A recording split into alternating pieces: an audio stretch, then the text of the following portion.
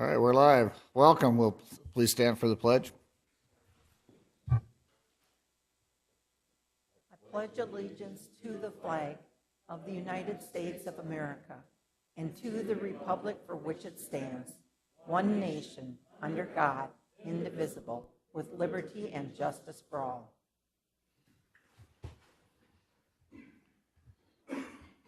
Thank you. Item number 3 is an invitation for a citizen to schedule time on the commission agenda for an item not listed. Is there anyone here that would like to speak to any item not listed on our agenda?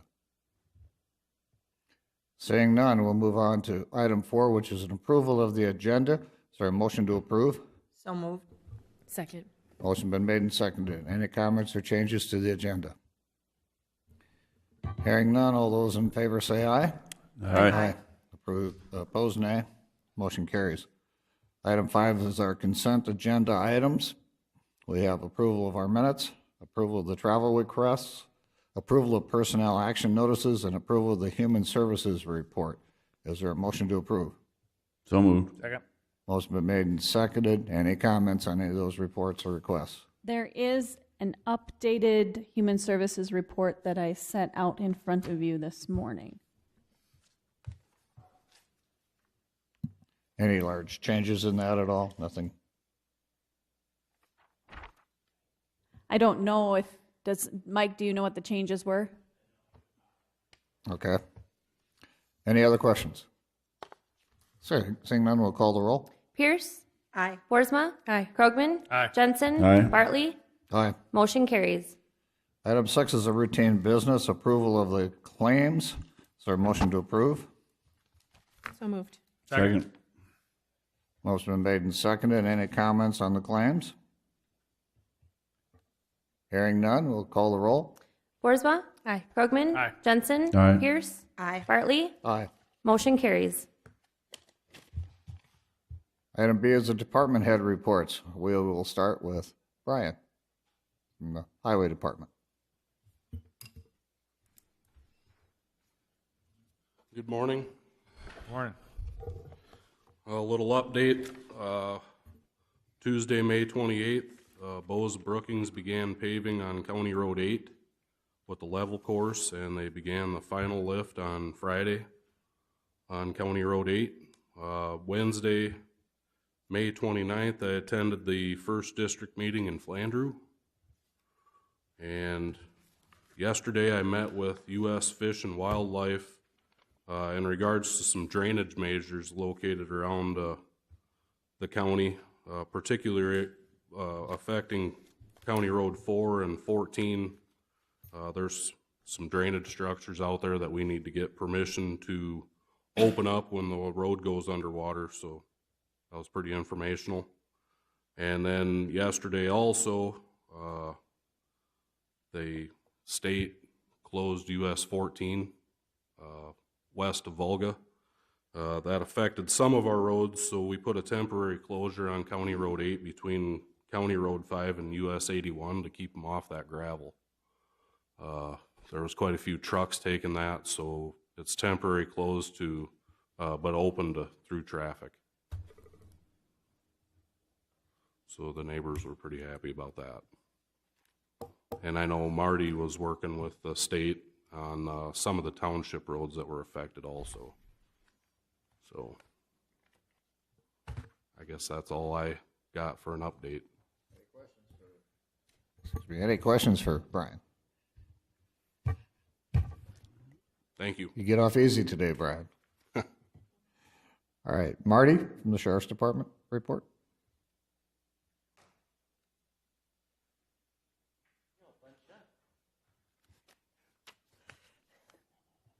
Good morning. Morning. I don't have a lot this morning. The detour caused some problems. The DOT called me, talk about that they weren't following the detour, and they ended up sneaking around on township roads, and then they came back on the 14, and then they right in the middle of the construction area. And I said, it sounds like a DOT problem. Oh, wait a minute, I'm talking to the DOT. So anyway, I sent a deputy up there and talked with DOT to get more barricades and barricade roads so the people can't get back to 14 unless they go around the barricades, which is continues still to be a problem. Township roads are still in bad shape, And we still have individuals going around barricades and causing problems, but we're working those out. As far as the jail, we're up with inmates. We're at 35.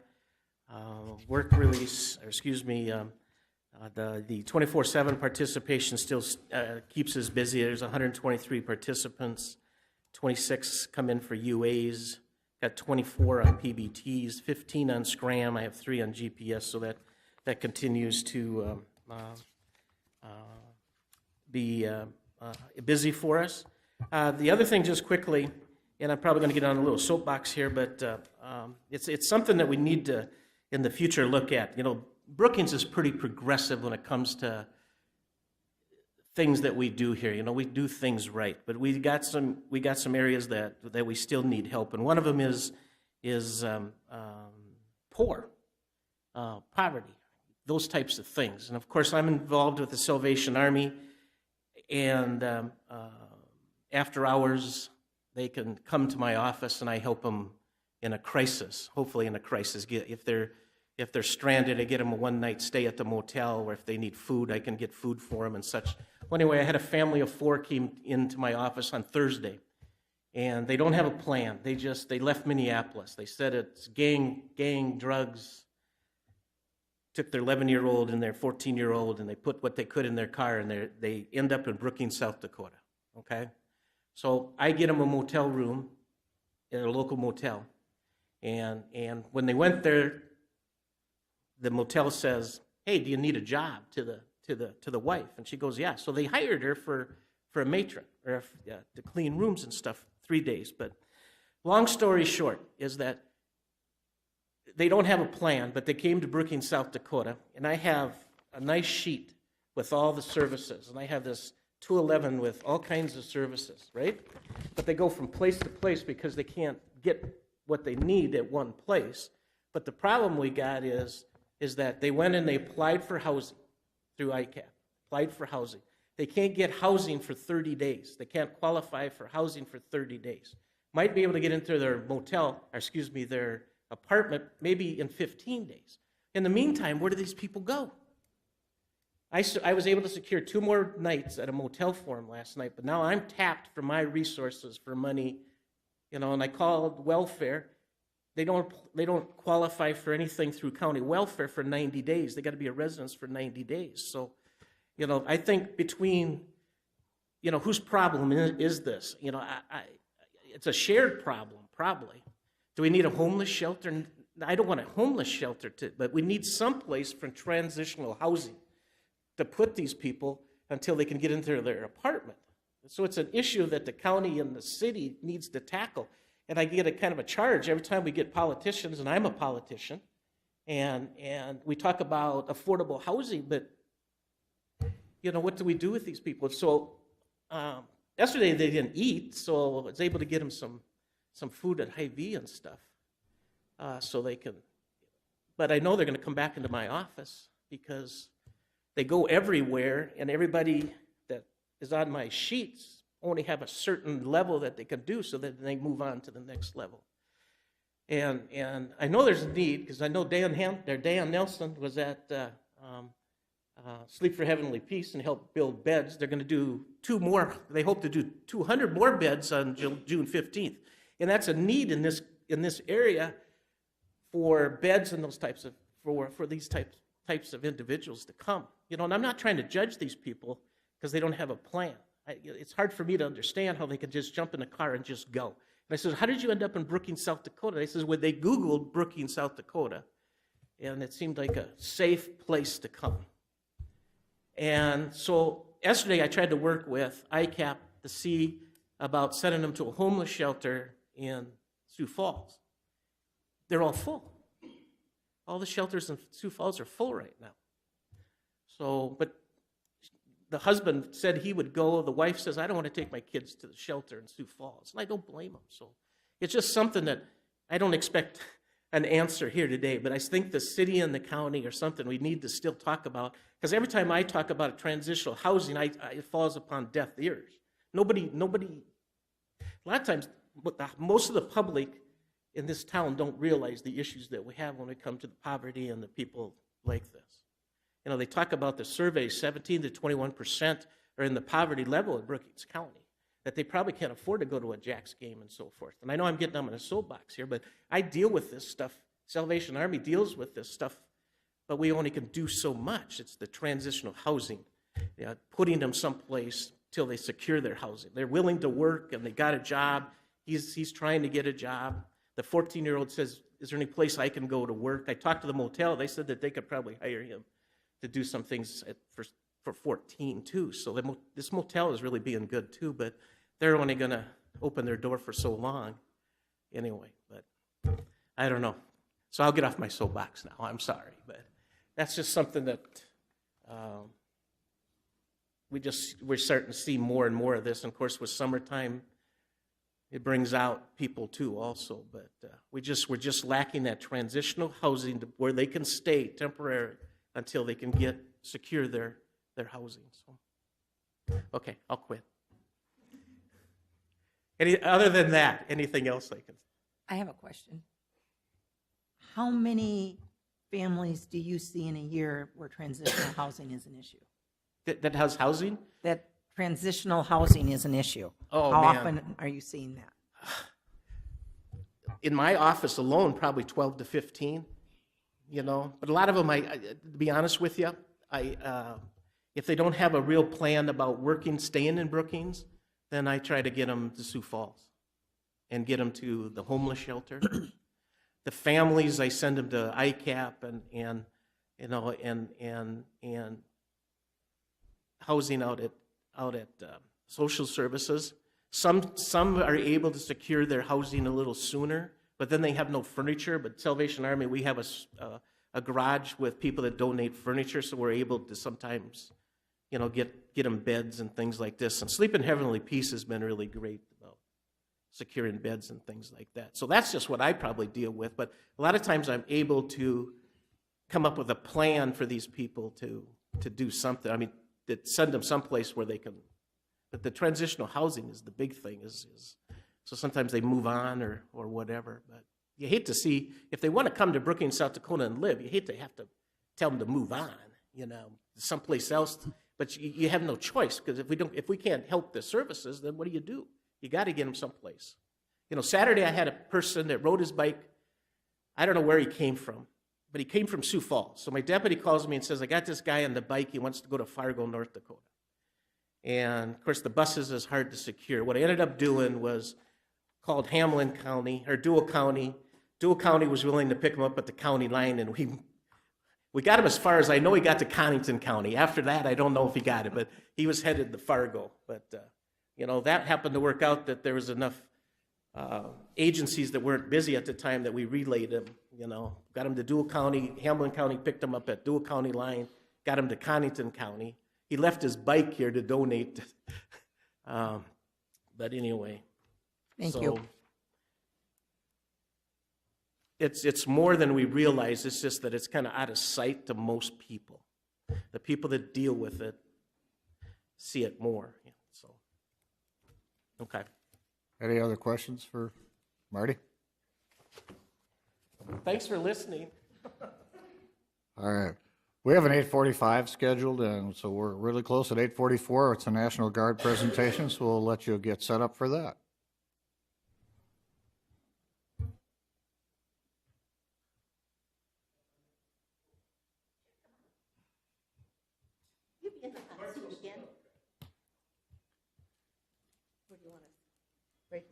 What's that? Where do you want, right here? Yeah.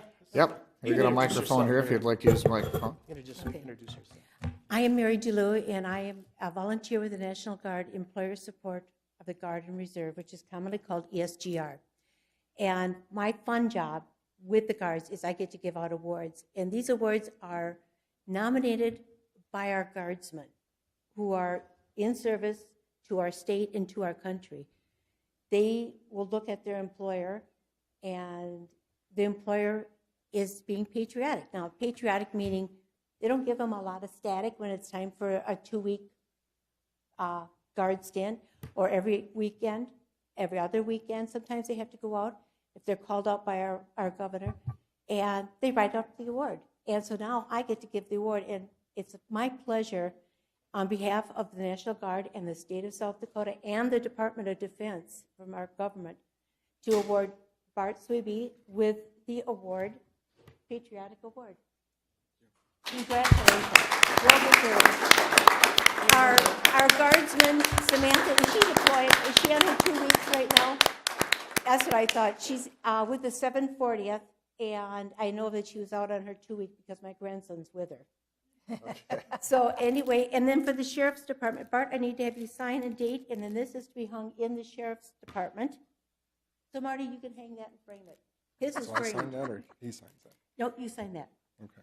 It's an important. And that just is your making pen sure. to keep. Oh, Guarded. hey. Just like the Guarded with president. your life. That's right. Our guardsmen work hard, and it's nice to be able to honor their employers when the employers go over and above. Thank you. And thank you again. Thank you. I want to get pictures.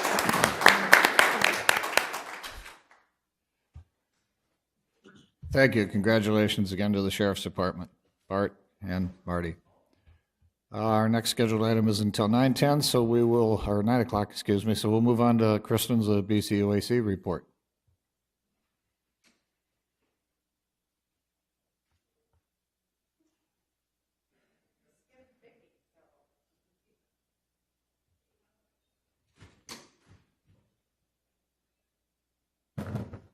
Okay, good morning. How are you guys doing today?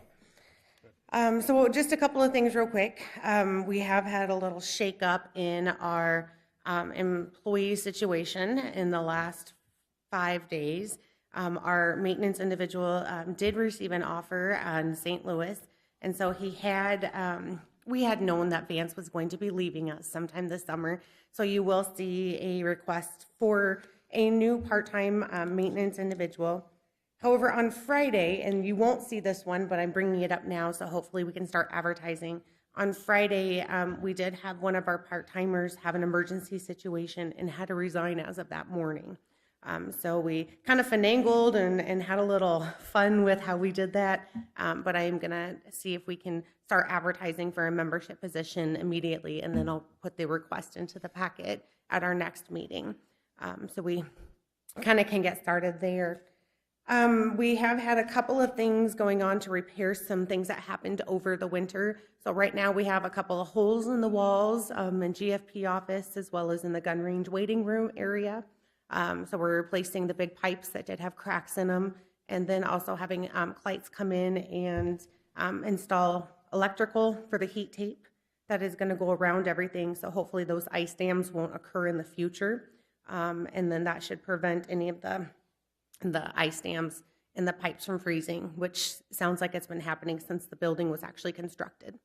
One other thing that we've got is somehow there is a leak up on the flat part of the roof, right where the two pieces come together, and that is leaking into the 4-H office.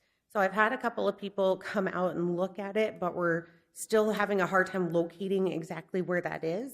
So I have a copy of the plans. I know who the original roofers were, and so we're still trying to identify why. It looks like it's a volume issue.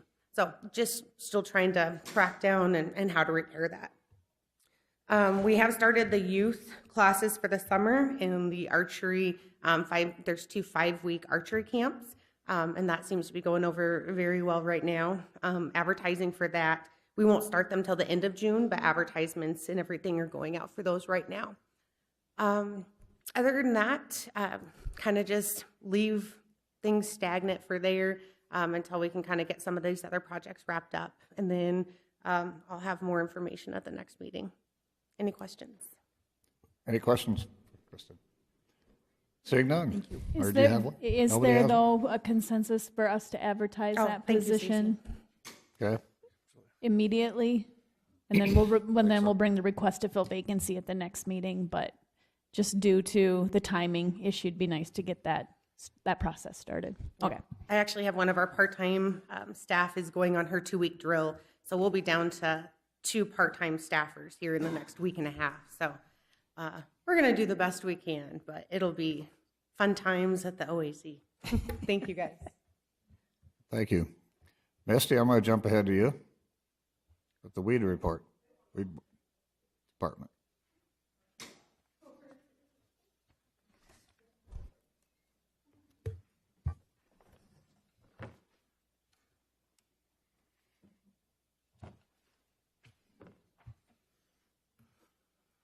Good morning. Morning. I just have a quick, I don't have much, just a couple things.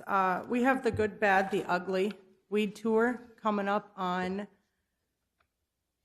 June 12th from 9 a.m. to 3 p.m. It's way south of us. This is the route they chose to take this year. They planned all this when I was off on medical leave, but otherwise, anybody is welcome to join. I believe you should have received a copy in your packet of this. Anyone's welcome to join. You can carpool, drive yourself, whatever may work best for you all.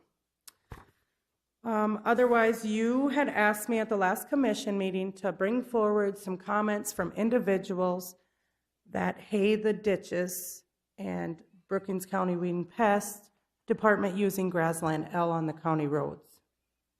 I talked to 3 people that got back to me. I called 5. So and they all had the same kind of answer. Yes, first of all, let me correct something that I believe I might have said the wrong number, but it's a 30-day haying period. You have to wait 30 days to hay that ditch. Once you wait that 30 days, you're good to feed it. So I apologize. I'm not sure where that number went wrong, if it started with me or got mixed up. I'm not quite sure, but I wanted to let you know that. Back to the individuals that do cut the ditch for hay. They understand where I'm coming from. They're okay with using it, but it's the same. It's just like any other chemical. You got to be careful around your broadleaf plants. That's all there is to it. Same thing. Works well in their pastures, and they want us to get our ditches cleaned up also, but we're only spot spraying. We're not solid spraying. I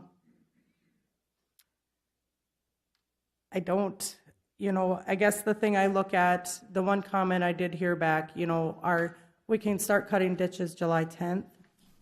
And if people would wait until July 10th, we're pretty well done by July 4th, spraying ditches, because everything is blown out of, it's seeding out already.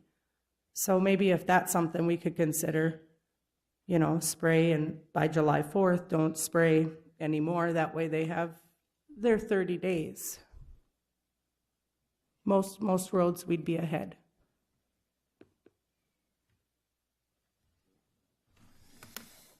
Oh, and also, if you remember back in April, I had the DOT contract come to you guys signed it. We bidded Grassland L on DOT. We didn't bid any other chemical. So we have to use Grassland L. I've had 4 calls into Matt Bry. He has not returned a phone call. I called again yesterday. I called again yesterday evening about 4 o'clock. I still haven't heard anything back from him. So as the contract states that you guys signed, that I prepared, we have to use Grassland L on DOT.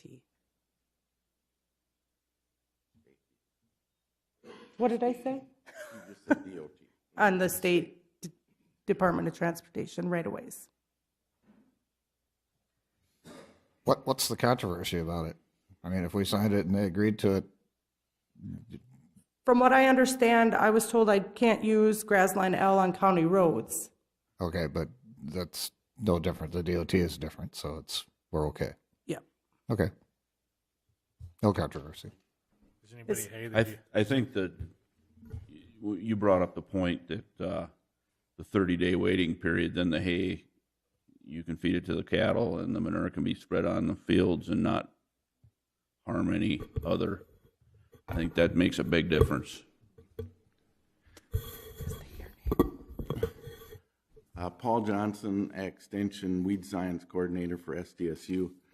Yes, it's legal to hay it and graze it. However, the manure, if you would put it on a field that would be going to soybeans the next year, possibly could have some injury because of carryover, and that is in the label. But as far as concern for food and fiber, there is none that way.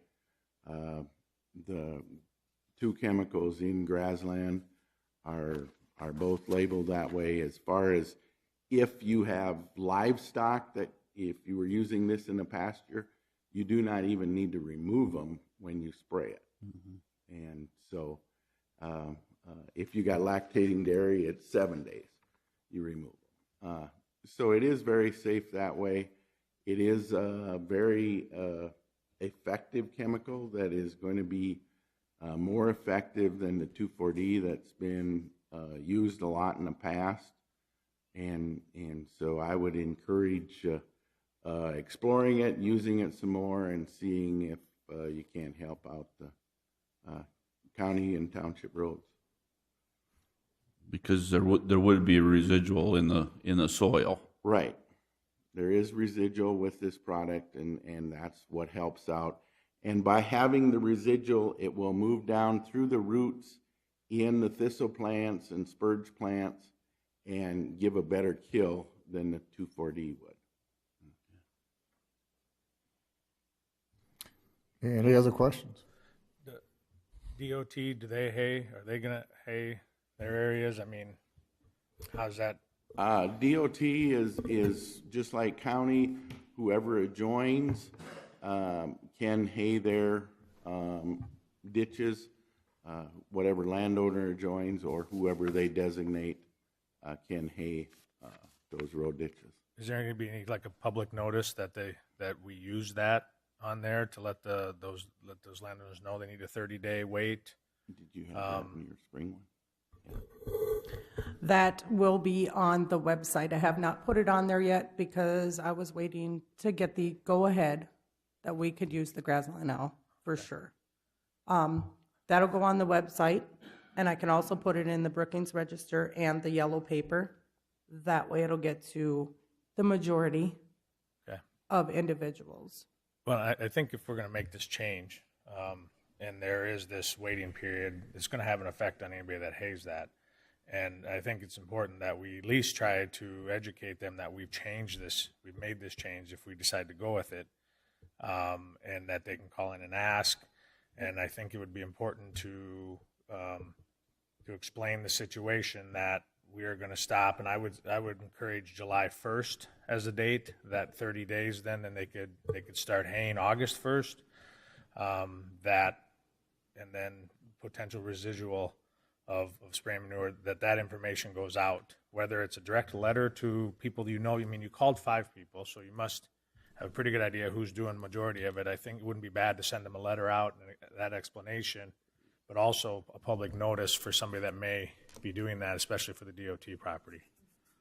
If I could just make one more comment. 2,4-D, what you're presently using, is also 30 days.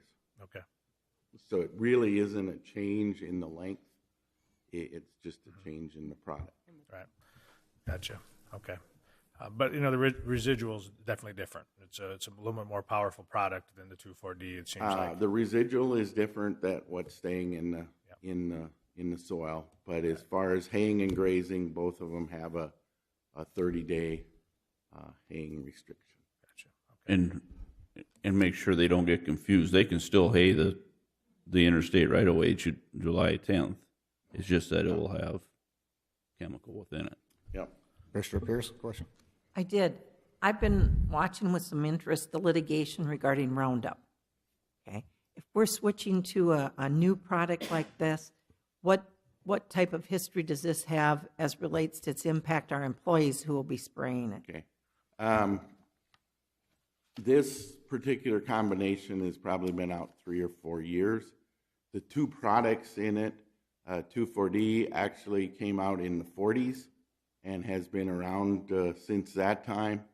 The picloram or Tordon product came out in the early 60s, and has been around since then.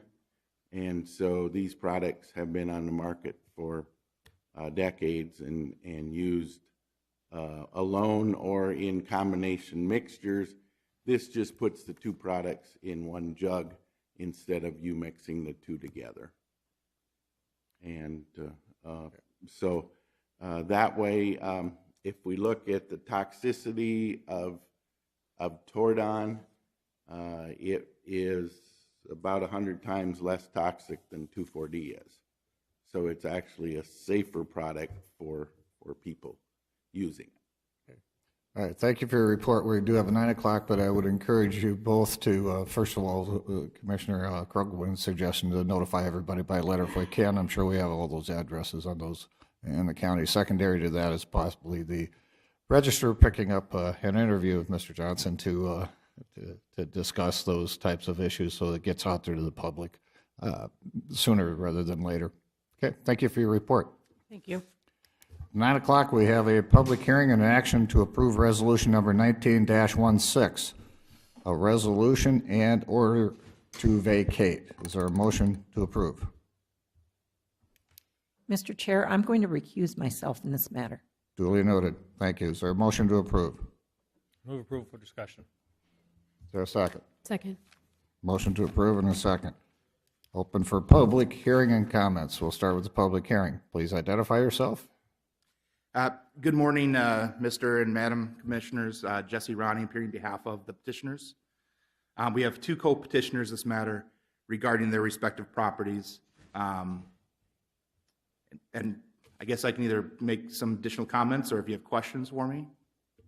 Go ahead with your comments.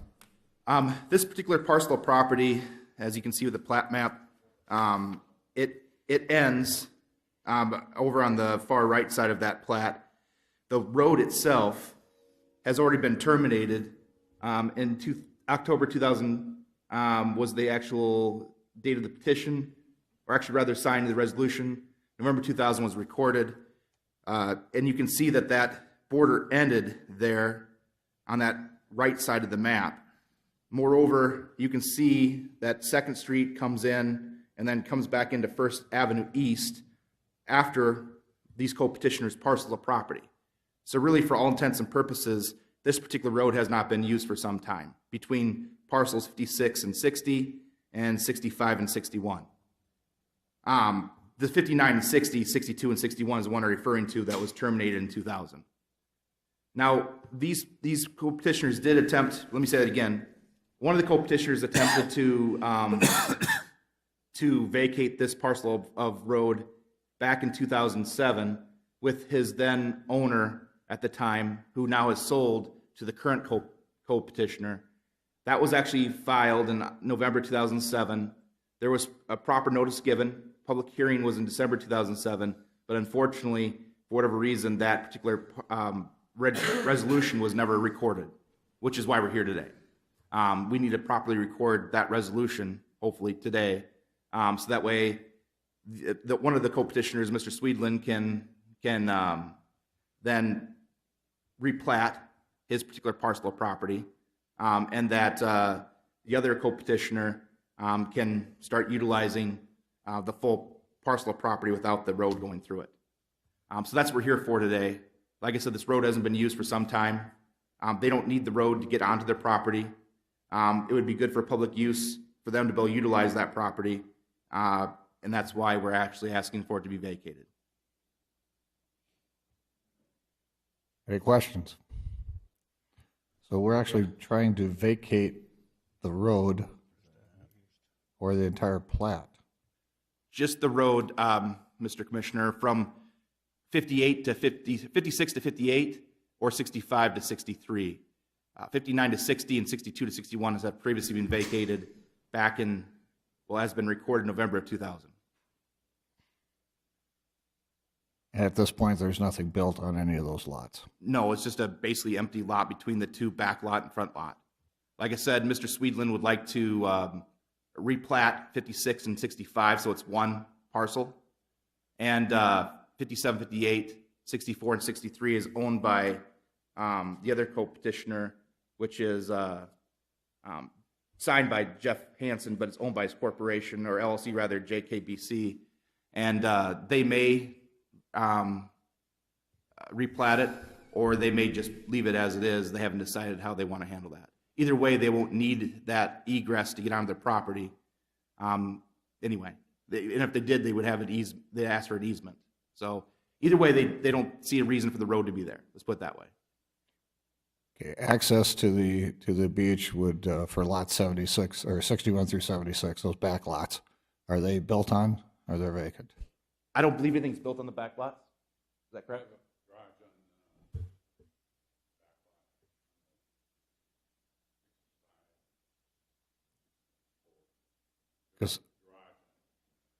So the back lots were basically maybe platted for garages or extra property for the lots in front?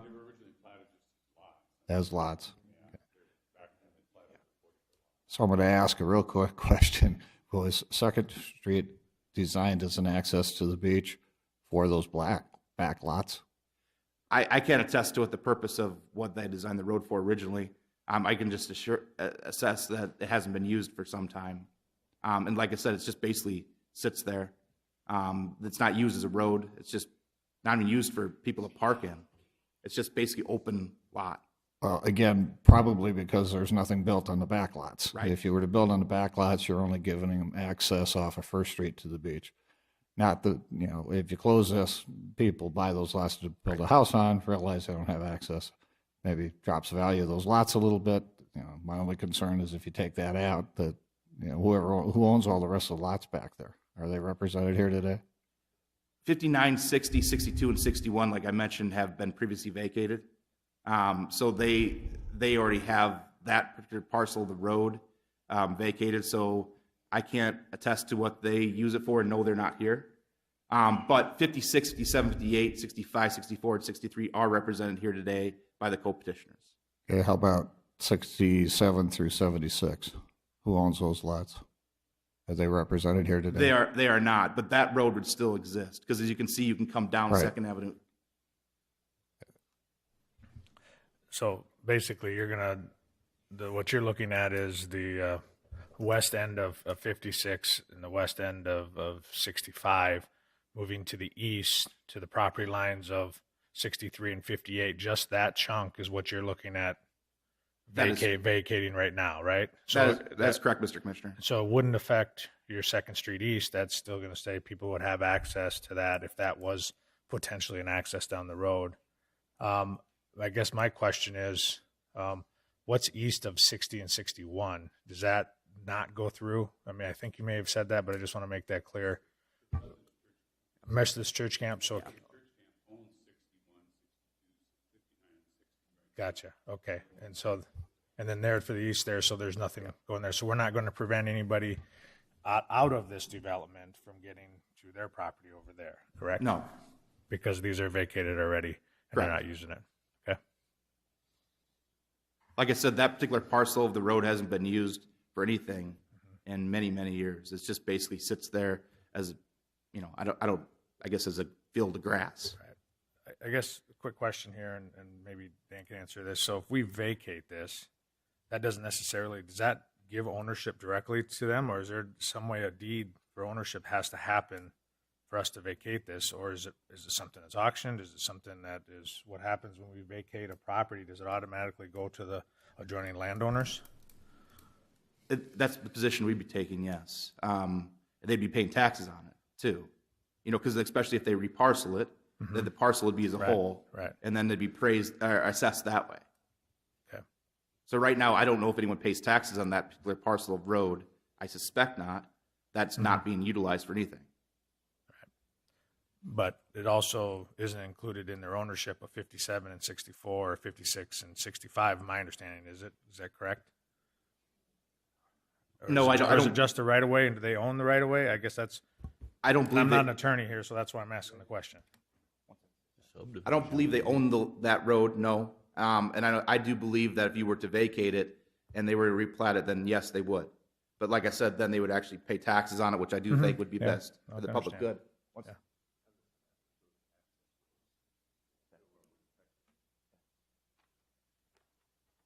Yeah. Mr. Commissioners and Madam Commissioner, I was given a beacon map from one of my clients showing access to the back lots. If you'd like to see that, maybe that would alleviate some concern. Put it on the counter. Could you bring it up? Well, just put it on the the counter. Okay. Oh. If I can figure out how that works.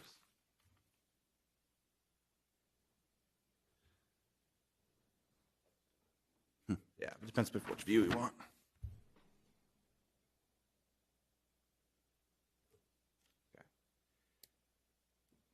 Okay. And as you can see, there is access to the back lots. What this is looking like, and you can correct me if I'm wrong, Shad, but this curved road should be 2nd Street East going into 1st Avenue East. And as you can see, this road dead ends and goes to nothing, which is, as you keep going that direction, is the parcel of properties we're referring to with co-petitioners that are asking for that particular road to be vacated, which have been right around here somewhere. Am I correct? Yeah. And so the yellow is, what number is that, 50 on the plat? 53, not 3, it's piece of property that's owned by the camp. One right to the east of that. It's the farthest east one. And so from there, the blue line, those would be the 3 lots we're talking about. And then right across the road, there's 3 separated lots. Those are the ones we're talking about. So the property right in between those is the stuff that's vacated, and you can see that, so there's no road there at all, really, in the way. It'd be like right here. That's where the Exactly. road was supposed to be. You can see a little bit remnants of it, but yes, that is correct, Mr. Commissioner. Any other questions? I guess, Dan, I don't know what your input on. Yeah, I mean, I would have to look into it. I don't have an answer for you right now. Okay. I just, it's not in their deed now, it's in ours, and if we vacate it, how does that work, I guess, what there, so.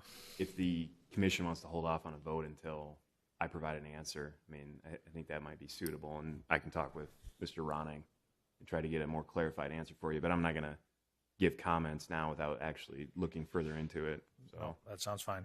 I guess I would just say this, I don't see a problem with it.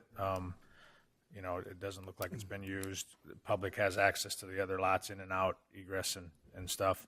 I don't have a problem with it. It's just, I'm not sure how we get it to your ownership if that's how that happens. Then that's what I don't understand. That's the legal portion of it that I'm not qualified to figure out. So, but I guess in my opinion, I don't have a problem with it.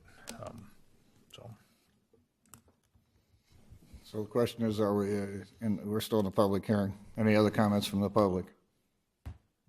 I'll close the public hearing and just go to comments from the commissioners. Is there a desire then to move forward, or do you want to table till next meeting and allow Dan to answer your question?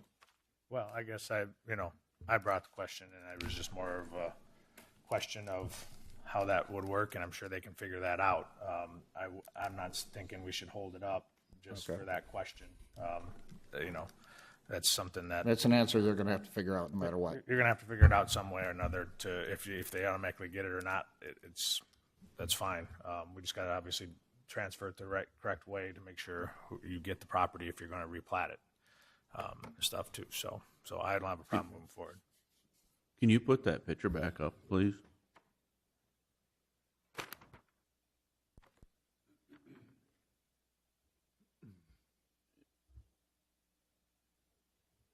The second road from the east, is that a through road that comes out to the South Lake Drive? This road here? Right. Yes. Am I reading the map properly? And again, the owners can correct me if I'm wrong. I believe this to be 2nd Street East, right here. Okay. 2nd Street is Oh, got it. right Yeah. here, and it ends, goes straight through to here, and it ends right here. Right there. Boom.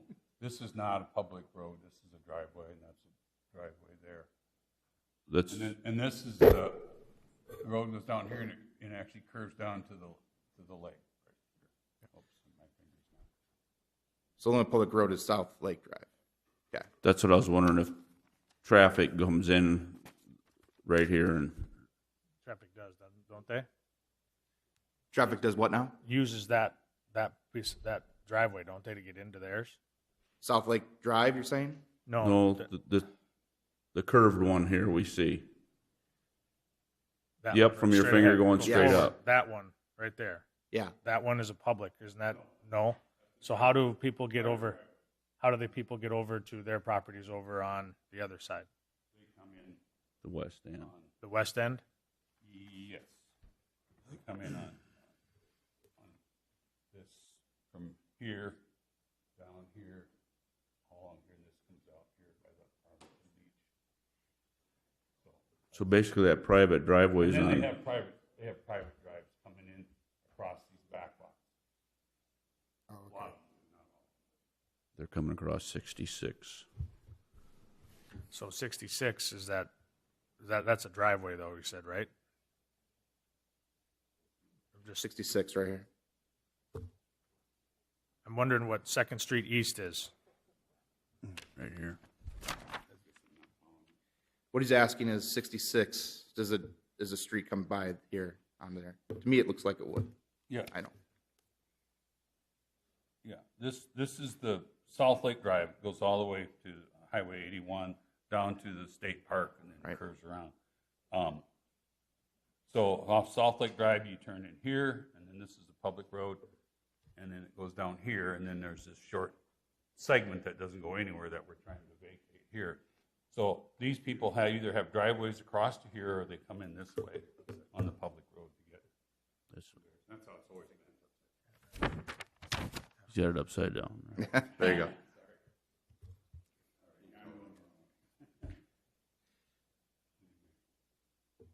So yeah, I'm sorry, it comes in. And that's not what we're reading. It's 64 and 65 is what we're vacating. Right. So Okay. do you know who owns 66? 66 is owned by Steve Snook. He has this front lot here, 55, and then he owns these two, 67. He owns three, 66, 7, and 8. He owns this. And other people own these, and he's not sure who all. Gotcha. Any other questions? No. You ready to vote? Mr. Commissioners and Madam Commissioner, if I could make one more comment. Go ahead. SDCL 31310 does provide that the title to the land embodied therein shall revert to the original owners or their grantees or successors' interests, and any removable guardrails, culverts, or other such public improvements shall be, upon such vacate highway, may be removed and returned through the political subdivision which they say may made or supplied. So to answer your question, if you vacate rather the road, yes, you could transfer title in that same process. So pursuant to statute. Basically, we're going to use the property the way it's being used. We're not maintaining that road anyway. So therefore, we will start collecting taxes on it instead. So I think it's a win-win situation. Any other comments? Hearing none, we'll call the roll. Krogman? Aye. Jensen? Aye. Boersma? Aye. Bartley? Aye. Motion carries. Motion carries. Thank you very much, gentlemen. Thank you, Mr. Commissioners, Madam Commissioner. We're a little behind here, so we're going to move to item C, our 9:10 a.m. public hearing and action to approve a new retail on-off sale malt beverage and South Dakota farm wine license for Good Roots Farm and Garden. Is there a motion to approve? So moved. Second? Is there a second? There's a second. Am I ahead of you? Very Okay. yellow. No, I screened it. Okay, we're going to open it up for a public hearing. Please come up, have a seat, and identify yourselves. I'm Bill Ross with Good Roots Farm. This is Luis Snodgrass. He's our farm and garden kitchen manager. And do you have any comments about your application? We're just applying it for events that we have. We're an event farm and barn for weddings and reunions and all sorts of events. And one of the things we're concentrating on will be what we call pizza nights. They'll be on Sunday nights where we have a wood-fired pizza maker and open to the public. So we're starting that at the end of this month. We want to supply beer or wine. Okay. Any other comments? Any other comments from anybody in the public? Hearing none, I'll close the public hearing and open it up for comments from the commissioners. Any comments or questions from the commissioners? I'd only have one and wish you the best of success. With that, we'll call the roll. Jensen? Aye. Pierce? Abstain? Boersma? Aye. Krogman? Aye. Bartley? Aye. Motion carries. Motion carries. Thank you very much. Thank you. Items D is a 9:15 appointment. We're a little behind on this one also, but Extension 4-H Department Budget Discussion.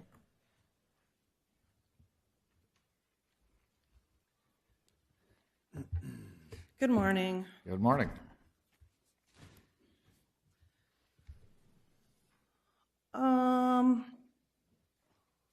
I'll just quickly review what was provided in the front page of my budget, just to expedite the conversation.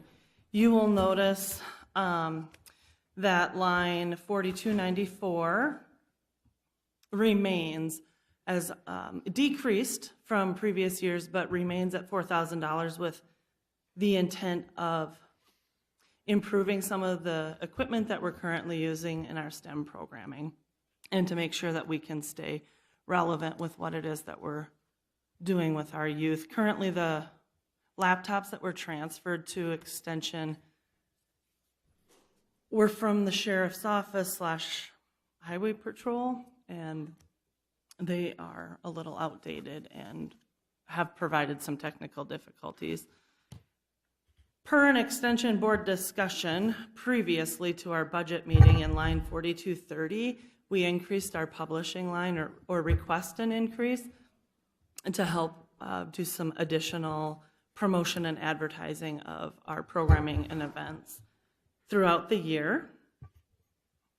We did suggest decreasing our utility line. Since moving, we did decrease significantly from our previous resource center budget line, but after being in our facility now in our new office for a year, or a full 18 months, don't anticipate our utility expenses to exceed $3,500. So we did decrease that line. And under capital assets, line 4350, furniture and minor equipment, my computer is about 5 or 6 years old, and so that's a request to update that equipment. What questions might you have that we can address for you? Commissioners have any questions? I did not address the payment to SDSU for 4-H. That sees a 3% increase. And that is a number that's established from Extension. Basically, I think that goes to cover the rising cost of benefits. Okay. So no drastic changes in this, the way it looks? Absolutely not anything drastic. We won't define that, but any other questions from any of the commissioners on the budget? Okay, well, you got by easy, Sonia, unless somebody else has a question. There is no action to be taken on this at this particular time, so thank you for the presentation. Unless you have any more comments? None? Thank you very much. No comments from me. I'm not able to stay to give a department head report unless you'd like something quick at this moment. Go ahead. We got time. We currently have several kids on campus for our TLC Teen Leadership Conference. That's a statewide leadership opportunity for kids 13 to 18. Leaving for 4-H camp tomorrow at Lake Poncet with about 30 kids from Brookings County that will be in attendance. Our summer shooting sport registration is underway. We have begun muzzle loading actually last week, Sunday. That takes place out at Beacon Hill, and shotgun will pick up out at the Brookings Gun Club on June 11. We do have 4 kids representing Brookings County on two national teams at the National Shooting Sports Competition the end of June. We have Dylan Singray will be a member of the hunting skills team, which incorporates shotgun, archery, and .22. And then we have 3 that are participating on the .22 rifle team. Brooke and Dane Wyka and Brayton Mack. So we've got a nice representation of kids that will be appearing in Grand Island, Nebraska. We do have one volunteer, Eric Schulte, who is also going to be there as a coach for the muzzleloading team. Next week, we have our Progressive Ag Safety Day and our Clover Bud program. The following week, we have our 4-H Horse Show and our Greenhorn Day Camp, which gears activities and such towards our beginner-aged 4-Hers, 8, 9, and 10. We have our Special Foods Contest taking place the end of June in the Sioux Valley School using their fax room again this year. Our enrollment deadline for participating at the state level events was May 31st, so you can about imagine what Friday and last week looked like in our office. We are still accepting enrollments throughout the year. It just might limit what they're able to do at a state level. With the exception of summer shooting sports, they have a little bit longer to get enrolled. So we're currently sitting at 325 4-H members.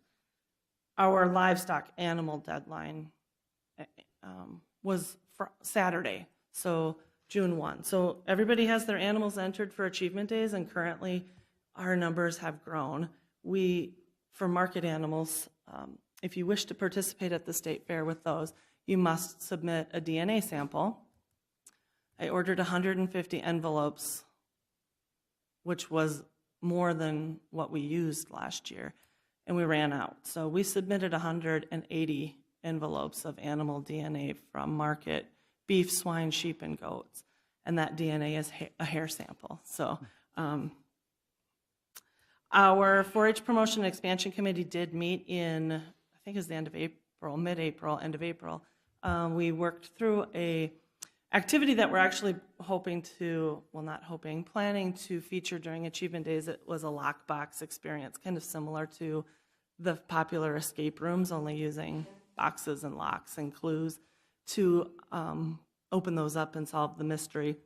Discussed within that follow-up the life skills that were being gained as a result of the teamwork and the problem solving and the communication that was taking place during that event, and have charged those members with providing some letters of support and encouragement to local newspapers running as letters to the editor for promotion. Thank you to Commissioner Boersma for that thought process. In addition, we're gearing up for our pork booth presence at the Arts in the Park. So June will be done, and it's only the 4th of June. We're looking to move through it quickly. Any questions before I leave? I do have a question. Commissioner Pierce.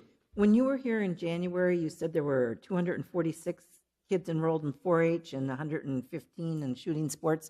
Do you happen to know how many we have in the 4-H program now? 325 was our enrollment on yesterday morning. 325? Yeah. That's great. Thank you. You're welcome. Any other questions? How was your dog training? You said you had significant numbers increase? Right, so we do have some increased numbers of dog, several new families with multiple children.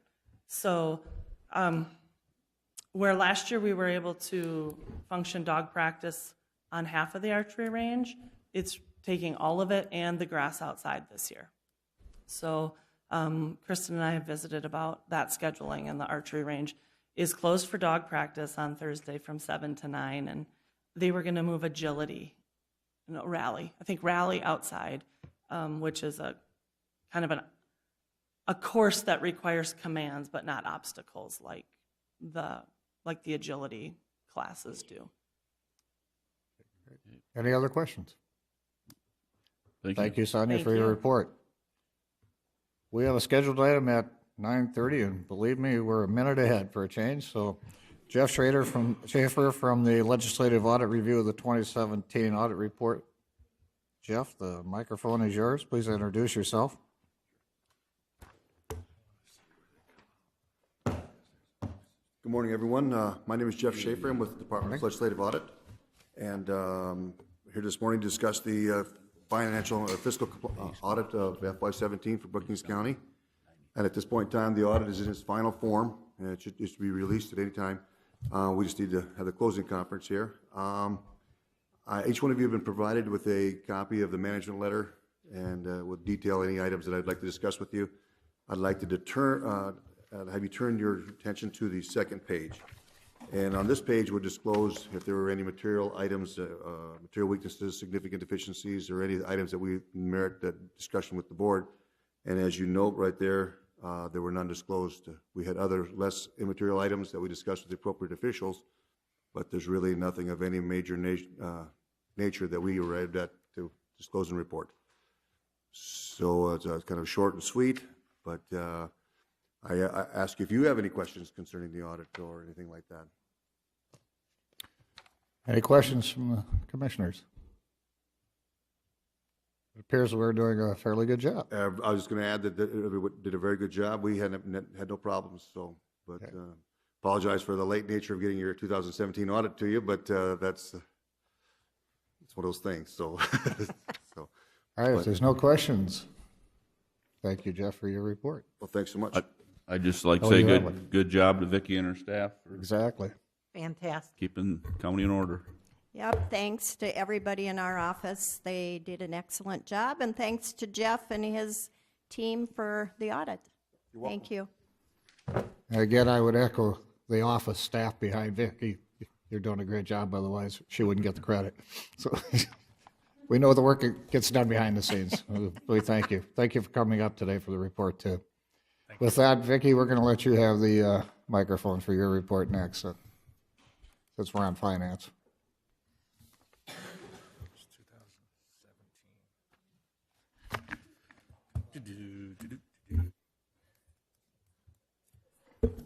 Good morning. Yeah, I just want to again say thanks to everybody in our office. When they come in, they are here for a couple months, go through everything from the minutes to fixed assets to every part of the departments, and they're always very easy to work with. We try to be accommodating to them, but thanks to everyone in our office because it's a lot of hard work to get to that point, so thank you. And we've just been working on budgets, so getting ready for the budget hearings next Tuesday, so hopefully we'll be all set to go on that.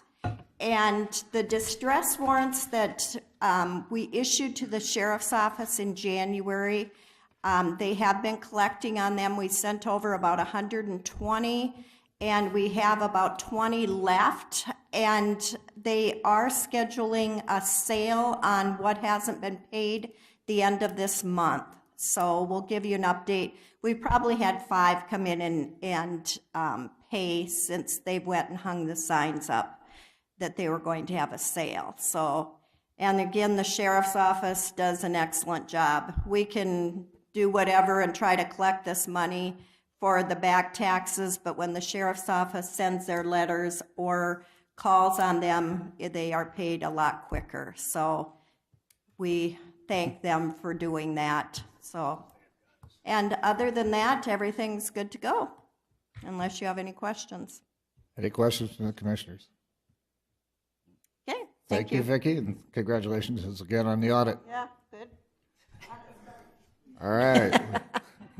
We only got a couple more people for department head reports. I flipped a coin. Mike, you lost. Bob, you're next.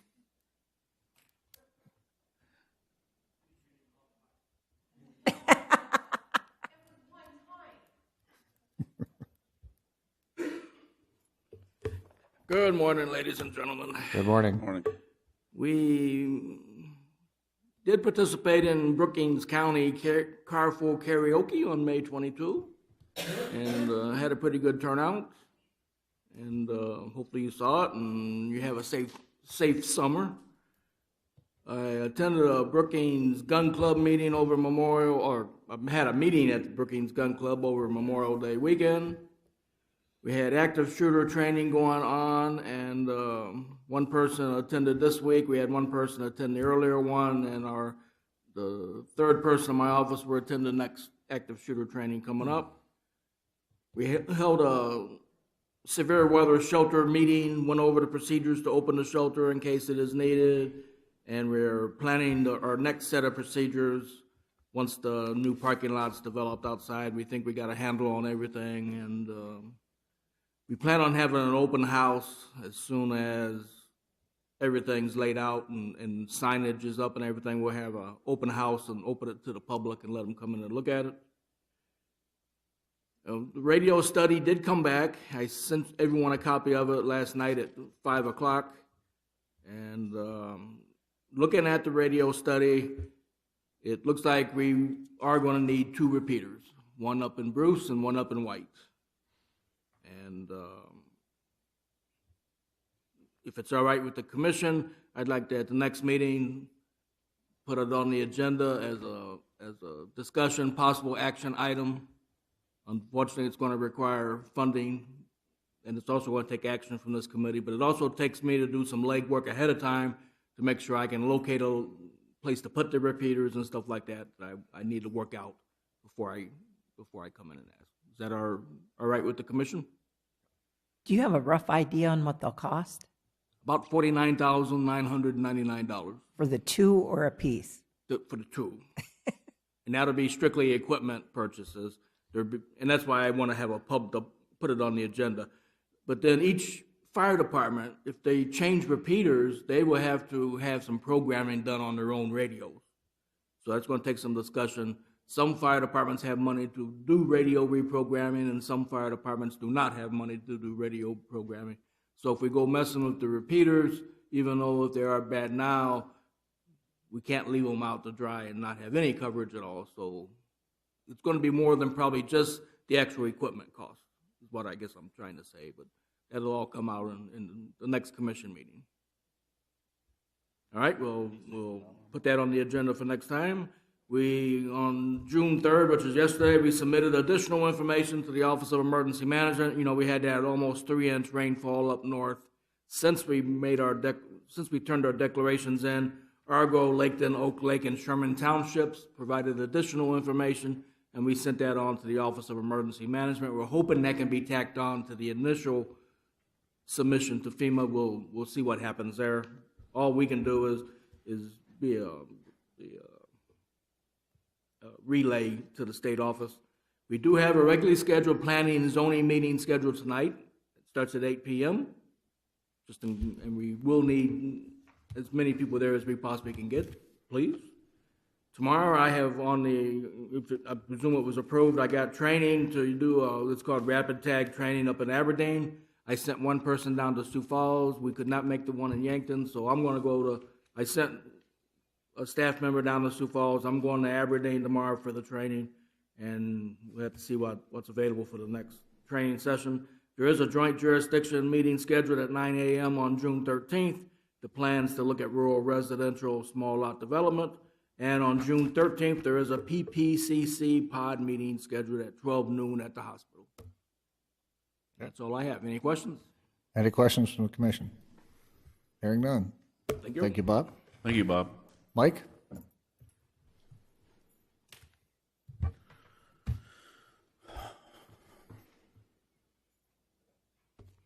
Good morning.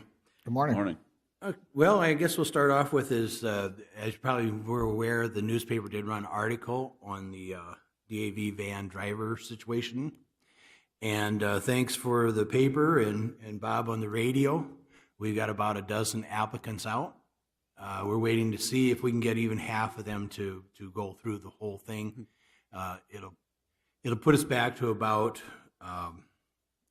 12 or 14 drivers, which is really the number we really kind of need to have to be able to run the van on a regular basis.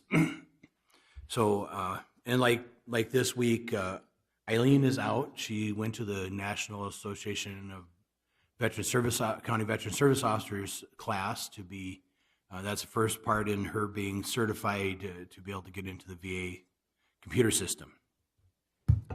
And but we do still have the van going 4 times down to Sioux Falls, so it's being used quite a bit. And while I'm talking about the van, you'll probably notice in my budget that I have put in a request for some funding towards purchasing a new van. We've been having quite a bit of, like they say, it's been kind of nickel and diming the VA. The VA is the one that owns the van and has to pay for the repairs, but it's been getting so many of them now that they're going to probably come back to us and ask us for assistance in replacing it. And If I might real quickly kind of explain how that operates. The van is purchased locally. In our particular case, we'll use money from the DAV chapter here and the Legion VFW. We'll do some fundraising, and customarily the county had been doing about $7,000 towards the van. And the vans this current van was purchased in 08 or 09. And then when once it's purchased, then you give it to the VA. The VA is responsible for all the maintenance and the gasoline and the insurance for it. Once the VA is determined that the useful lifespan has done, they give it back to the organization that purchased it. And in this particular case, it'll come back to us, the DAV chapter here, and then we'll be able to auction it off, sell it off, or whatever to help build money for the next van. The national DAV usually pays half of it, and then locally they pay half of it. But that's going to be something for later on. Like I say, Eileen's at the schooling. She's doing the first part of the 3 parts to get certified. The veteran numbers have seemed to be going up. We're getting a lot of requests, especially for nursing homes. The welfare side, the numbers are higher than last year, but they've been kind of level throughout the year. And it seems like the costs are getting higher. So it's been cutting into our budget a little more. And then I guess the only other thing when the sheriff was talking about furniture and stuff, there is another organization that was listed in the paper that's known as the Giving Closet, and that's actually done through the one of the people that works at Brookings Housing has volunteered to take this on as one of her issues, and she does collect stuff for families. That it? That's it. Any other questions from the county commissioners? I guess referring back to Sheriff's comments about the interim housing, how often do you get involved in that? Does that come to your door? We do get, Marty's right. It probably takes probably 1 or 2 a month that we will get involved. Our policy is very similar to that of other counties our size, Sioux Falls and Beadle County and stuff.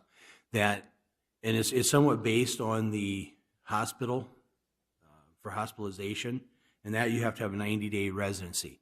Now, there are certain times that we've put suggestions in when they've been here at least 2 months, and it looks like they'll be here another one, especially if they have employment.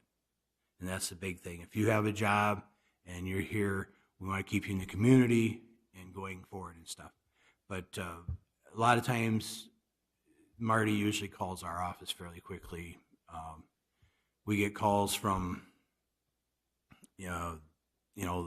the social services, ICAP, Interlakes Community Action, and it worked closely with us also. Salvation Army does put people up for 1 or 2 nights. We as the county, we have put families up for 1 or 2 nights. Where it gets a little cautious is most of the time we can only do housing once a year, help pay for housing once a year. So if we use those for a motel, and motels are usually $60 a night, well, if we put them up for 10 days, that's $600, and that's usually what we allow for a month worth of rent. And so I really discourage them from doing that, because if you use our funds up for a motel, when you do get a place, right now we can help with the first month's rent. So it's kind of a, do you take it today and have nothing tomorrow, or do you save it for tomorrow so that you can hopefully get on your feet again and pay us back slowly? Well, and that was my thought. I see the requests that we approve a lot. A lot of times they're 1 month's rent, whether it's $400, $600. It seems like, could we help by helping out a family with their first month's rent? But you explained that situation. And most of those people are here. A lot of individuals that end up here actually stay with Fenn's family for a month, and so they get that first month down, and then they're looking at the second month. So a lot of times, by the time they come to see me, they're close to the 60 days. So if it's 60 to 90 days, and they got a job, big thing and you have a job, then a lot of times we'll put in a suggestion that, yeah, we do go ahead and approve those claims.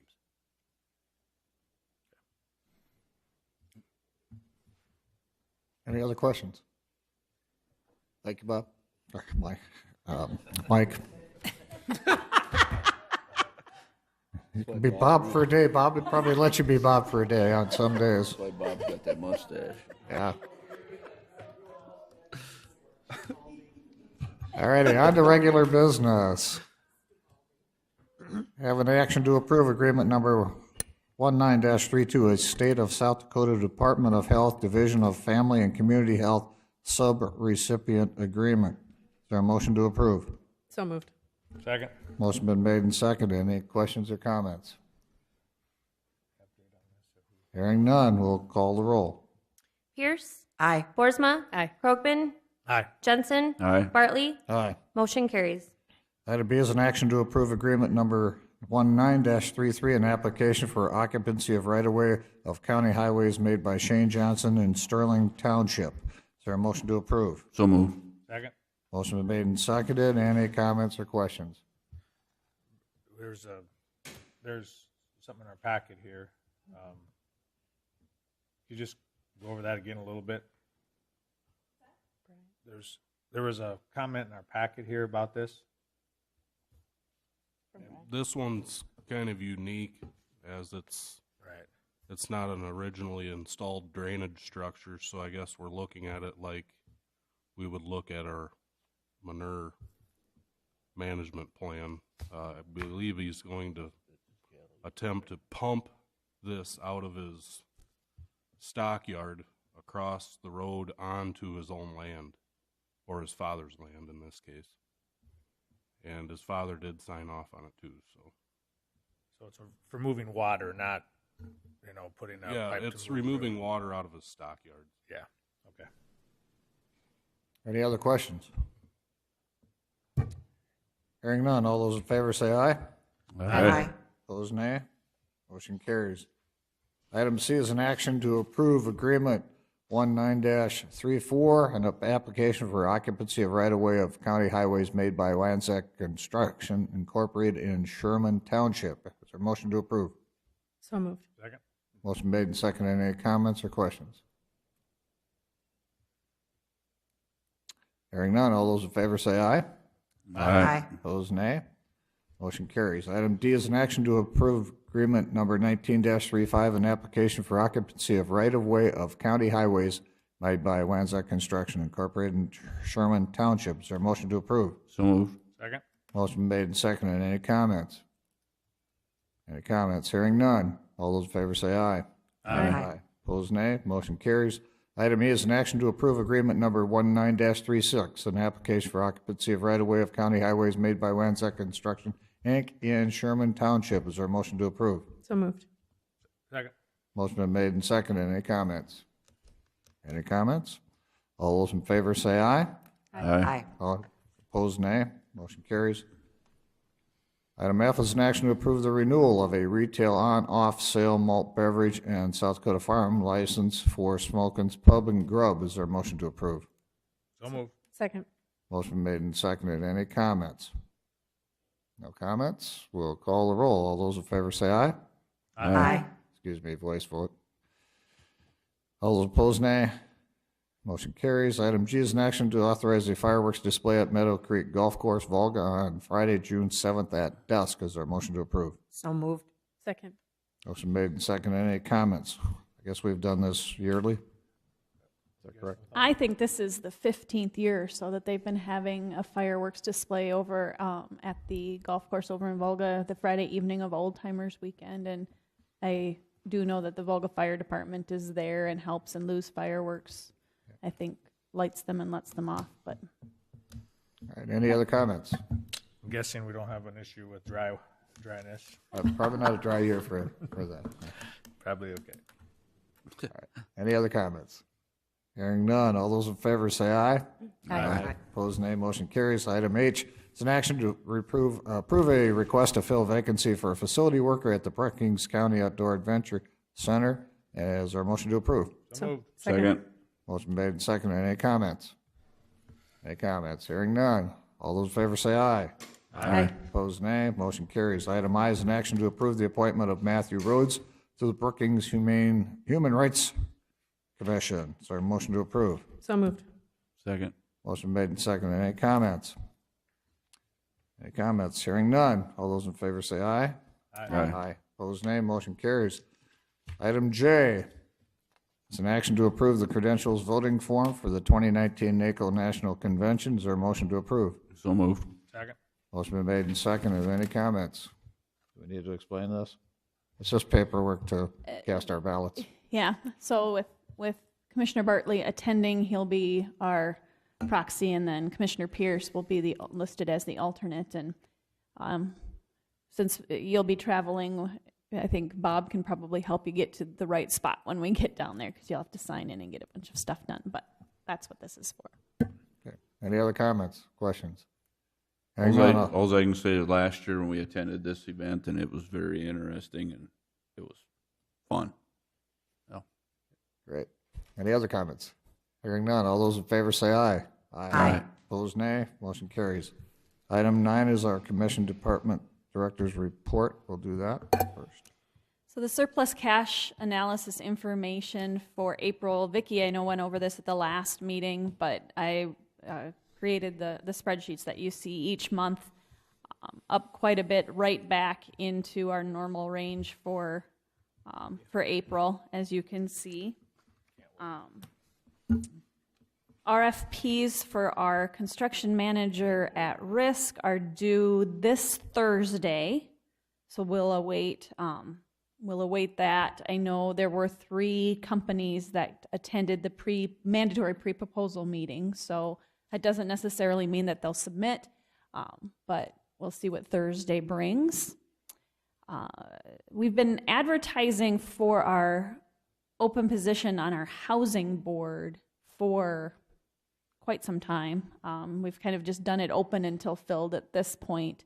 But if you know of anyone, if you can think of anyone, please send them my way if there's any interest there. If you want some more information, we can visit. But I can get you the application form. So just kind of keep that in mind, that that's still an open position, an open volunteer board position that we have.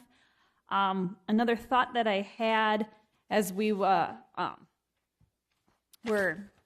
can't remember if I thought about it, I think when we were at the 10 county meeting, but we haven't done a county tour in quite some time. And now with Brian being new and Commissioner Boersma being new, I thought maybe sometime this summer, it doesn't have to be anytime soon, whatever works with your schedule, but if we do have some road projects, and it might be interesting to go out and maybe see some of our county roads that have had maybe some water issues, or just see some projects throughout the county. So if that's something of interest to you, do you want to do that?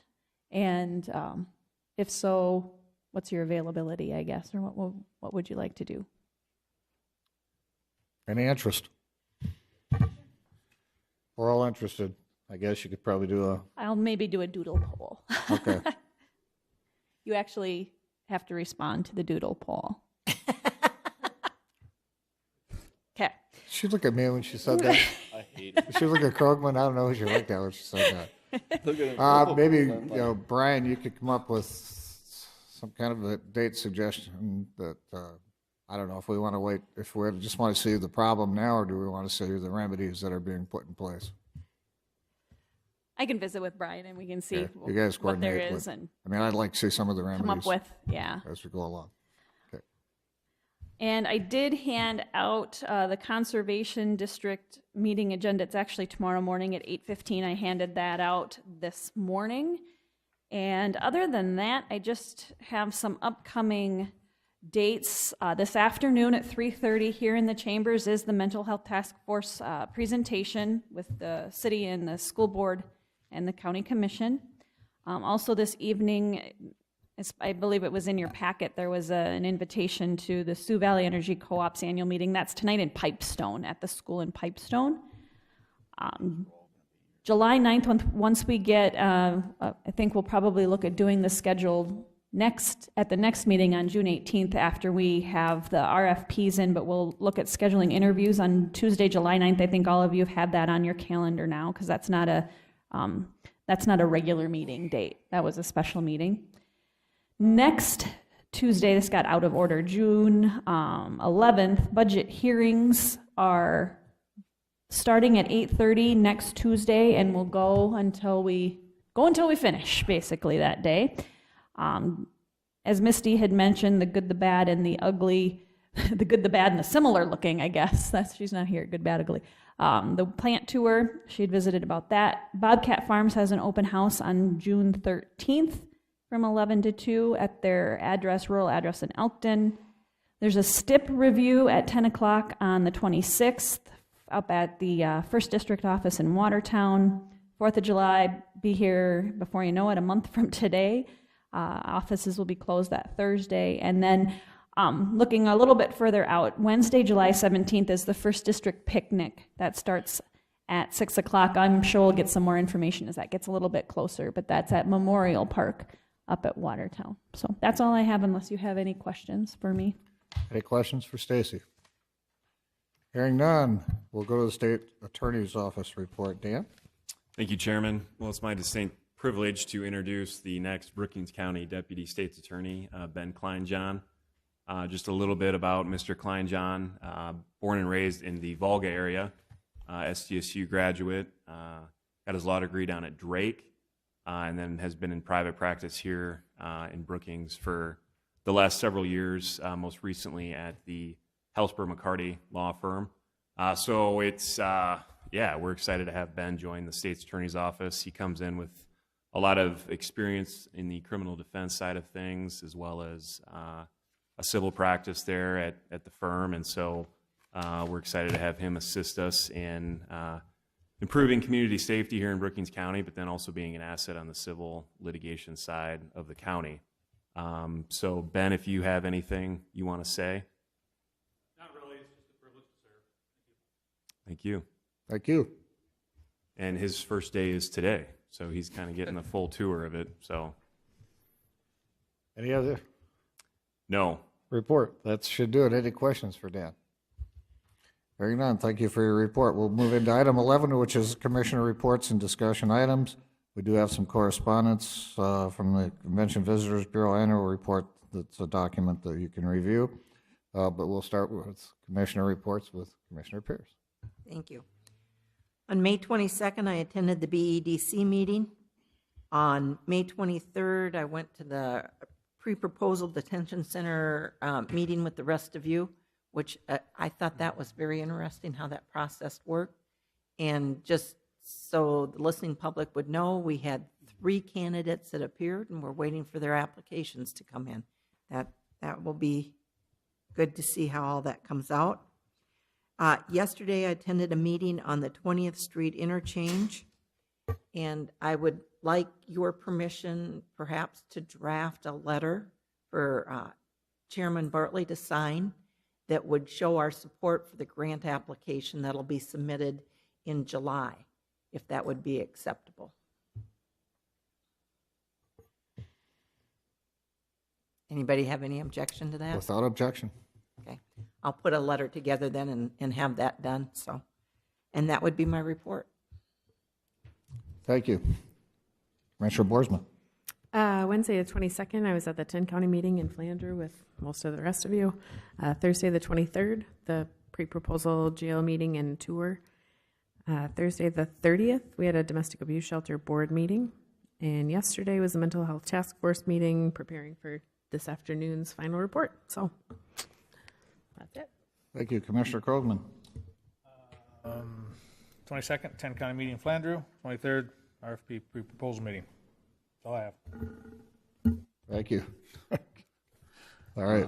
22nd, attended the Commissioner 10-county meeting in Flandreau. On the 23rd, the pre-proposal meeting with BKV and the jail expansion. And I received numerous calls from townships regarding the grant application, which was due last week.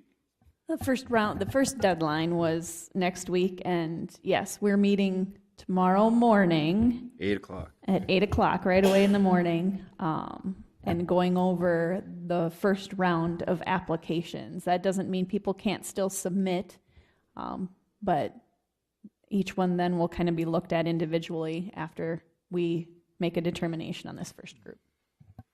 And also, I don't know, Bob, did your office generate another damage estimates from the township? I had some questions on that also. We did not add all the additional totals together. Okay, We're still sitting right around 426,000. all right. And that'd be it. I have All a right, question Margaret. for Commissioner Jensen. You have a question, you could ask. Did you hear back from Aurora on that lot over there? Yes, I did. I had a conversation with Vicky, and whenever those other properties are ready, we can move forward with selling them. So is Aurora interested in having ownership I of it? contacted them twice, and it was not put on their agenda. So they're 2 or not 3 interested? So, right. Okay. If Thank they're you. interested, they can participate with the auction, so. Okay, thank you. I was gonna tell you that later. That's the end of your report. My report's real short also. It's a 10 district in Flanders. So with that, we're going to move into our executive session in accordance with South Dakota Codified Law 1-25-2, parentheses 1 and 4, personnel and contract negotiations. Is there a motion to enter into executive session? So moved. Second. All those in favor say aye. Aye. Aye. We will take a 10-minute recess and convene in the conference room.